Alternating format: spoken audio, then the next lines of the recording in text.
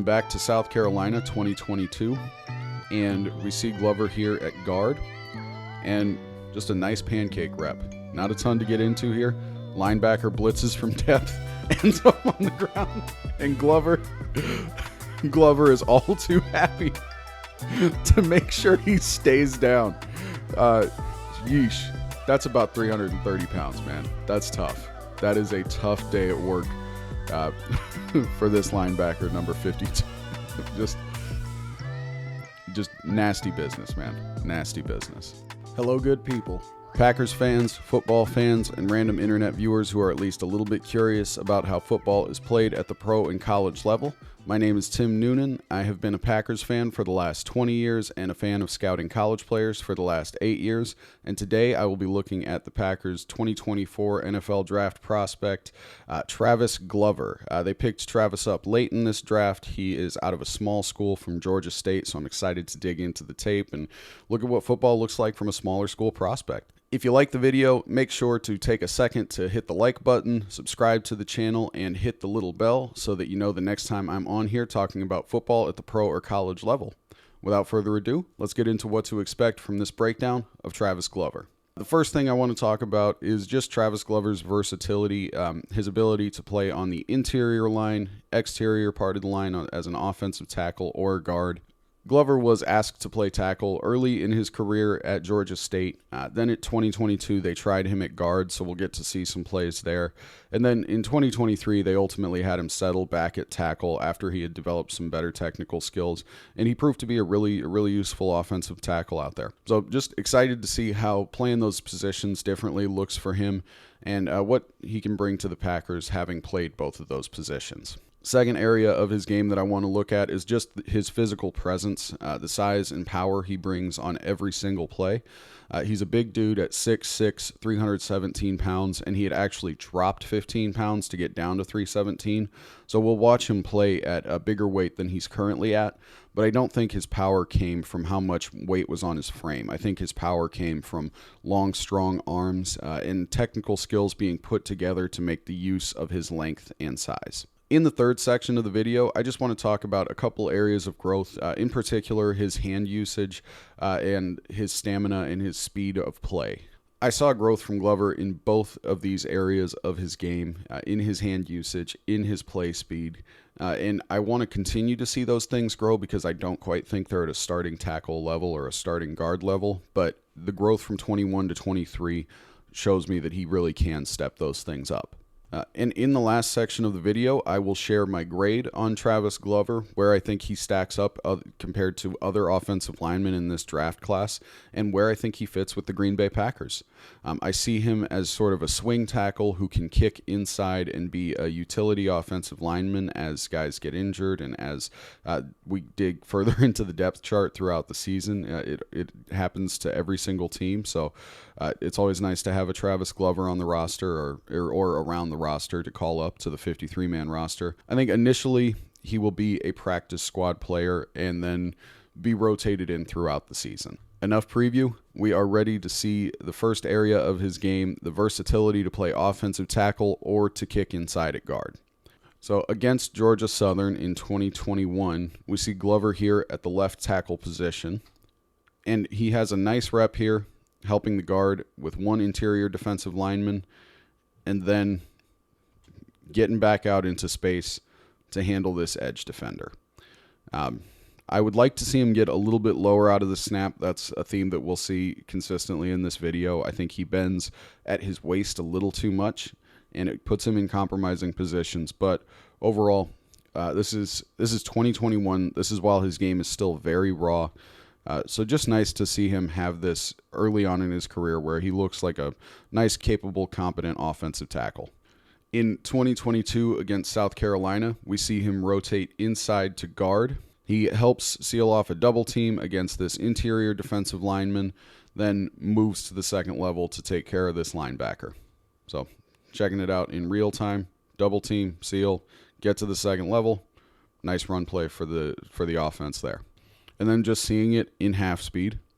See him get out of there low And I love when he gets low. When his leverage is low, he's got so much size and power that it really is tough to beat him. It helps move this defensive lineman off the line of scrimmage. And once the defensive lineman is off the line of scrimmage, move to that linebacker. And it's a very natural flow. There weren't a ton of plays like this for Glover that I saw, but just knowing it's there, knowing that he can put it all together is really huge for a developmental prospect. Very nice to see that execution at 2 levels, just to take care of a very simple double team, move to the second level, get that inside zone run going for the offense. Against Appalachian State in 2023, we see him kick back out to offensive tackle. He's out at the left tackle position, and we just see him use his size and his power to out-leverage this defender. Gets into the defender's body, and doesn't even have stellar leverage here. Again, he comes out a little bit high. That defender gets under his shoulder pads, but he is just so big. He just completely absorbs this defensive lineman, and there's not really a ton that this edge defender can do.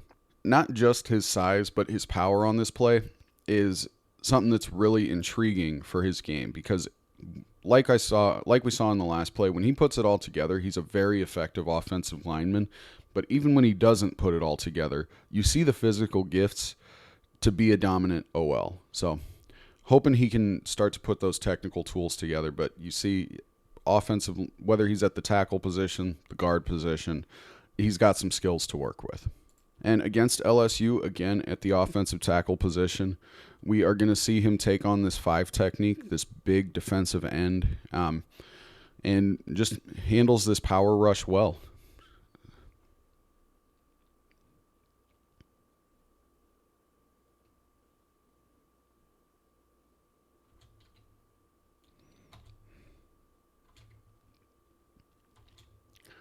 And you see, he just wins fighting with his hands, continues to drop the anchor, put his feet in the ground, and that defender cannot push him back into the lap of the quarterback.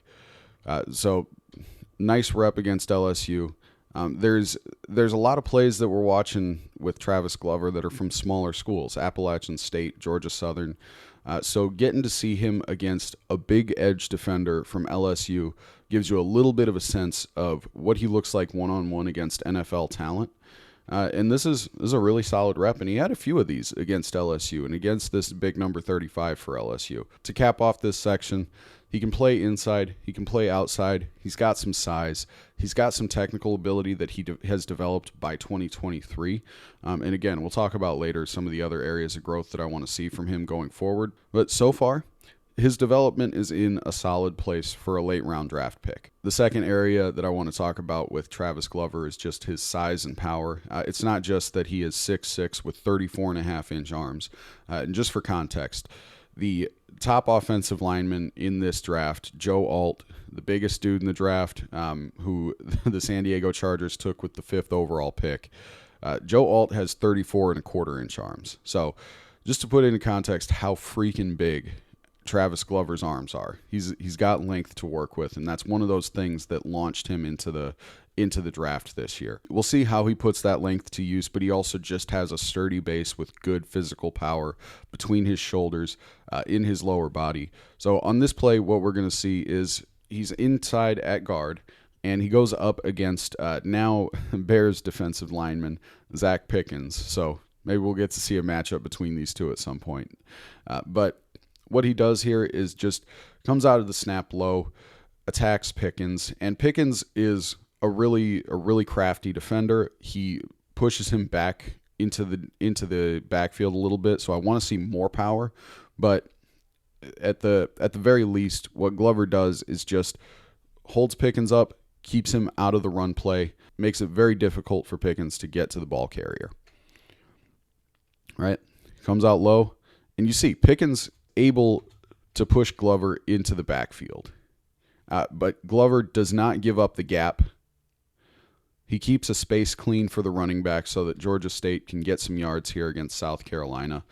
And so that low leverage, that anchor kind of power, that power to wedge defenders is a consistent part of Glover's game. Really, his consistent power is in being able to just engage with defensive linemen and keep them out of running lanes.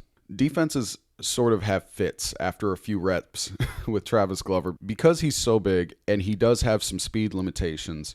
Occasionally, a defender wants to just run around him because he doesn't respond the best to a pure speed rush or like a wide angle outside. But what ends up happening is defenders take themselves out of place. So what we got is 2023 against Georgia Southern. This is the most recent season for Travis Glover. He's in at left tackle. Gets hands on the edge defender initially.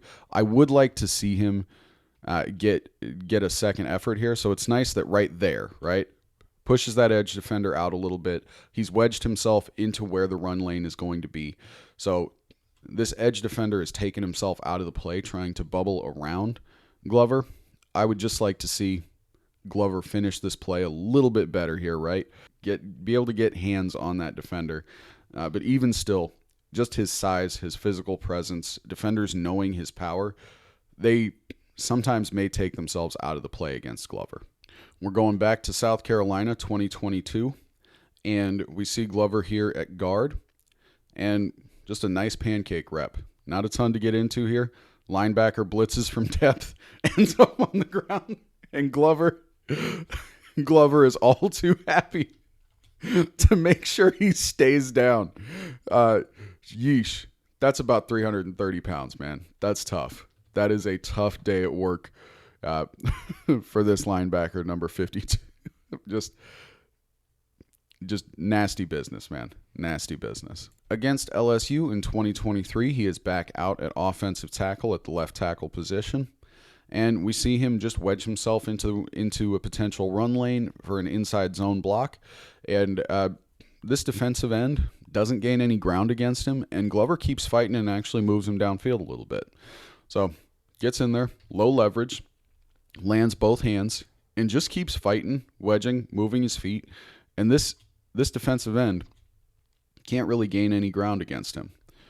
So just nice hand usage, low leverage, bends at the hips a little bit there, but that's okay. He's bending at the knees still and just keeping himself upright.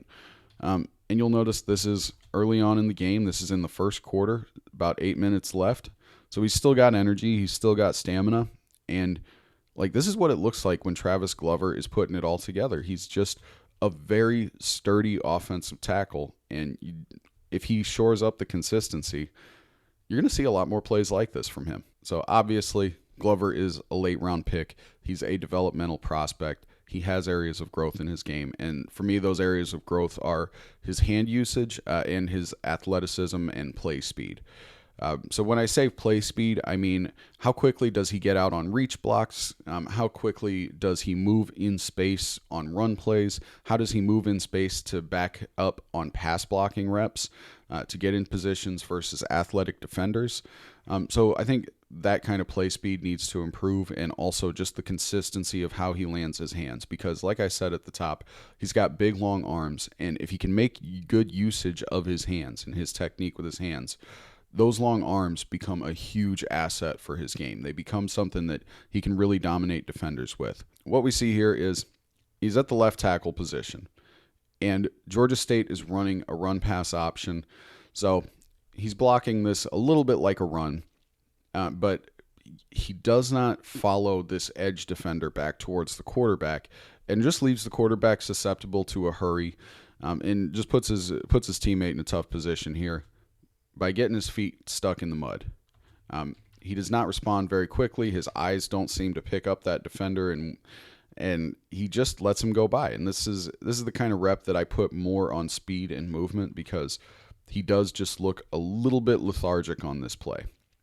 I don't know if it's tired. I don't know if he's unsure. But that play speed, man, he has got to follow this edge defender at least a little bit just to try to keep hands on him to buy his quarterback an extra split second. This is an example where I just wanted to see better play speed, better quickness, wanted to see him follow this defender to help his quarterback out a little bit. Going back to South Carolina in 2022, we see him in the guard position here.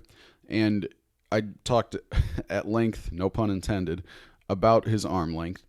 And here what we see is his arms just look short. He looks like he's got T-Rex arms against this defensive lineman who attacks the interior of his body attacks his chest, and this lineman gets really good leverage. He's lower, and when our guy Glover doesn't put it all together, this is what it looks like. He can't land the hands out there, even though he's got the length to do it. He isn't able to push the arms inside because he's gotten beat inside, and I think this might come down to a little bit of a stamina issue because we're seeing it's fourth quarter, late in the game, but he still has the physical power that this isn't disastrous. He's still able to stay in there against this defensive lineman. I just want to see him win this more cleanly with hands landing inside the shoulder pads, on the outside of the shoulder pads, whatever technique here, because this is a 3rd and 20. So as an offensive lineman, you know that the defense knows this is a pass rep. So you've got to be ready for them to be aggressive. You've got to be ready for them to be playing with their hair on fire.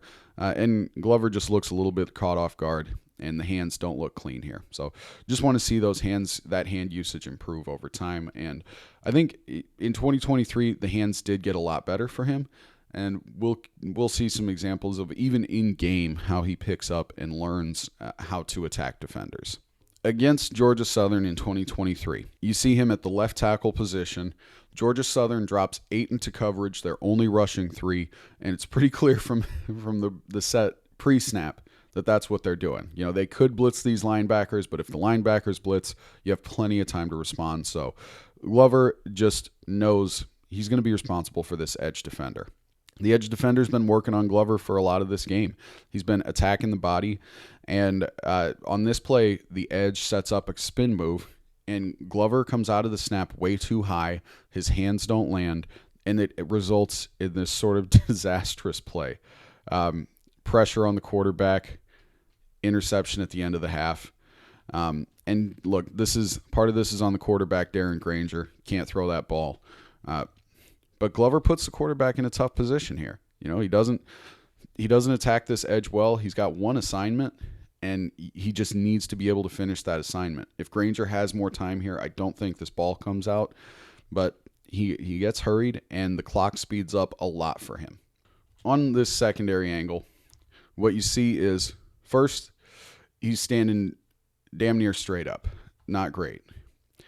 Then he bends at the waist to attack this edge defender. And when that edge defender sees him bend, that spin move is on. So, wait here, right? He starts to bend at the waist. Edge defender puts a spin move on him, and he cannot land a hand, and just puts Darren Granger in a really tough spot. So I just want to see lower leverage. I want to see the feet move a little bit more quickly. I want to see the hands get landed here. This is just a catastrophic play for our guy Glover. And this is not every rep. This is about as bad as it gets for him. But situationally, this is a really tough rep. This is something that you really want to see a guy come back from. And he does. Later in this game, in the fourth quarter, the same pass rusher in a very similar position, right? The Georgia Southern has 3 down linemen. They're dropping 8 into coverage. If there's a blitzer, you're going to know they're coming because they're coming from pretty far back. And again, Glover gets beat on this spin move, and I don't love to see a guy get beat by a counter twice. I don't like to see anybody get beat by a counter move once on the offensive line because you should be ready. But, that first counter move can be a shock, and you don't know how that guy is going to play that spin, that club, that whatever. So you get hit with that first counter, it's something that I can kind of let go of. But to get beat by it twice, and in a very similar way where he's standing up kind of straight, he bends at the waist, he loses on that spin, can't land hands. It's not catastrophic here because the guard is ready to help. And so that edge defender doesn't get to win this rep. But you see 2 reps in the same game lost the exact same way. It raises concerns, and I just, at the very least, I want to see that rep get caught. But a few plays later, he's in same situation, 3 down linemen, drop 8 into coverage, and now he figures it out. Gets hands on the defender. He's got low leverage, stays in position, and just lands this block really well. He's not going out very widely on this pass set, right? So he's still he's still leaving himself a little bit vulnerable to the outside, but he knows that this defender wants to work back inside, so I think that's fine. And he's ready for that defender to try to work back inside. Hands come up, and that edge defender is just a non-factor on this play. But even though he's got this rep, what you notice here is Georgia Southern rushes 3. There's not pressure on the quarterback. But that quarterback sees a spin move, and he's seeing flashbacks. He knows that Glover's been beat twice on this, and Glover doesn't have any help to the inside. So as soon as that spin move goes, even though the pocket is clean, Granger is out. He's like, forget this, man. So you see the results of losing these reps over and over again. Your quarterback does start seeing ghosts. Shout out to Sam Darnold. It does affect guys, and so I want to see Glover be more consistent because Jordan Love isn't impervious to this kind of thing.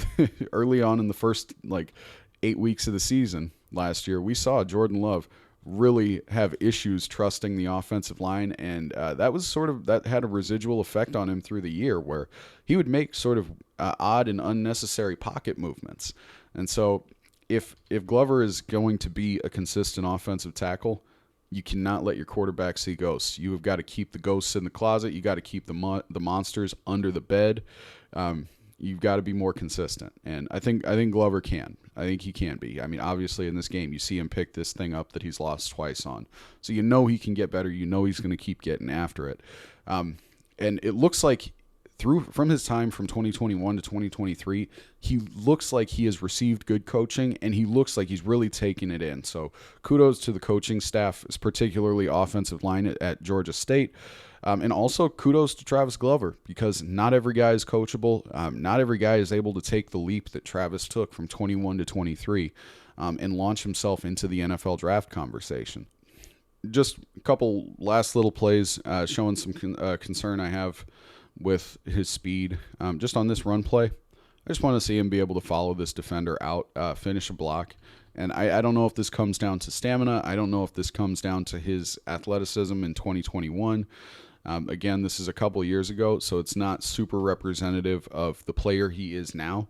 But I do like to go back to these older plays because if players hit adversity or challenges, they can regress, and sometimes they lose those skills that they developed in their last seasons in college football. So just want to see this athleticism improve and stay improved, and as we'll see on the next play, he did step this up in 2023 against LSU here. Just a really nice rep in space to go attack this defensive back and have a mean finish at left tackle. Just really solid. And you just see the movement here is a ton better. He looks like a completely different player. And he's just got to keep that up. He's clearly dedicated to the process. I mean, you see it there on the film. He is clearly dedicated to improving and growing. And you even see it in things like him dropping 15 pounds to get to a better place where he's more versatile as an offensive tackle and as an offensive guard. So just want to see more stuff like this. This is what it looks like when the growth takes hold for him. Wrapping up the video, I will just talk a little bit about where I see him fitting. I'll share my grade on him. We'll also get into a couple of things that are plus parts of his game that I haven't quite talked about yet. So just to speak to his vision, I had one play earlier that I showed that wasn't great for his vision, but overall I think he reads defense as well. He reacts to defense as well, even if his physicality hasn't quite caught up to how quickly he's reading things all the time. His reactions, I think, are good, and his ability to read defensive lines. So I love seeing these kinds of late reactions from offensive linemen where, he's in here at guard. He helps on this double team, and then just breaks off of this with really good timing to take care of this linebacker. Just a really nice timing play here. That takes such precise reactions. Just a big fan of keeping the eyes up because he fully is engaged with a defensive lineman And to keep his eyes up to respond to this is a plus play for me. This is a trait that does show up on multiple plays, his ability to read and react to defense, to what the defense is doing around him. If he ends up rotating in at guard, I think this is the kind of thing that you could expect from him in the run offense for the Packers this year. Looking at this play against Georgia Southern in 2023, he's out at left tackle, and this is the kind of play that I think you can expect from him in a Green Bay Packers uniform this fall. Nice movement in space, lands hands on the defender, keeps himself between the defender and the quarterback. I would like to see him shore up, a little bit here, not let the defender get around him so much, but solid rep. And I think his hands are good here. He's continuing to fight with his hands. They land. He's able to launch the defender at the end of this play. And this I think is what he could look like for Green Bay this fall. It's not a perfect rep. It's not quite all there. His feet are just a little bit wide. He's still bending at the hips here. His hands don't completely fasten this defender, but he wins the rep. And I just think this is what it looks like right now for him in the NFL. Against Appalachian State in 2023, we see him here at left tackle, engages with this edge defender, and seals him up for a lot of this play. I just want to see him finish, right? And this is kind of the thing. This is where I think he's at right now, is he is putting it all together. Like I said, he's clearly received coaching. The coaching has done a lot of good in his game, and he's committed to it. It's just, man, you got to put it all together. You got to finish this block. You've got to keep your feet moving a little bit. You can't get caught bending at the waist because you get taken out of this play. This play has gone on fairly long, though, so this isn't a super concerning rep. You just want to see him finish these kinds of blocks. Now, in 2023 against LSU, the defensive line has thrown a few different guys at him, and they're all attacking him in the first half with bull rushes. And so later in the game, they start mixing in counters, and we've seen he's susceptible to counters. So this looks like good defensive coaching to sort of ease him into a rhythm. And he does get beat on a counter on this play, right? Defensive end sets up the bull rush, puts hands on his chest, and then wedges his way on the inside shoulder, gets a hurry on Granger. It's not a terrible play, but it's just a little thing that, if they're throwing the same thing at you all game, you've got to be ready for this counter. And he's just not quite ready to take on these counters. And these are the pass reps that I think could be really concerning if he ends up at tackle this season, because defenses can work on him setting up with some bull rushes, which he can handle well, and he can get a little bit confident and then just gets beat on those interior rushes or those counter moves.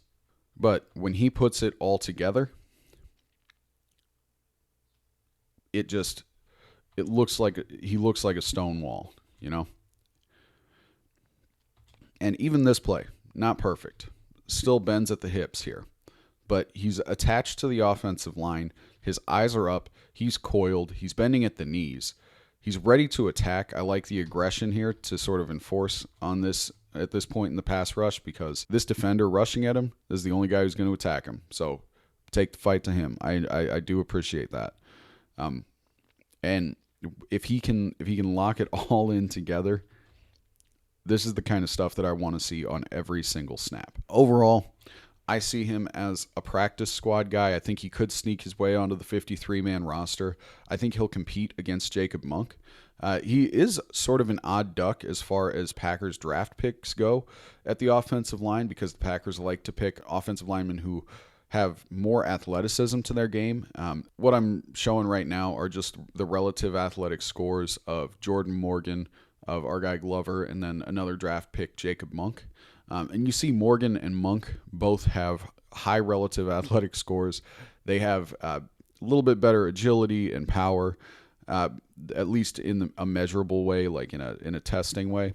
But we've seen functional power from Travis Glover. The Packers clearly have studied him. I'd be curious the interviews that they did with him, what they took away from those things. But Glover is sort of an anomaly for them at offensive linemen. But seeing his size, seeing the potential in his play, you see why they took a chance on him. He's got power, he's got length.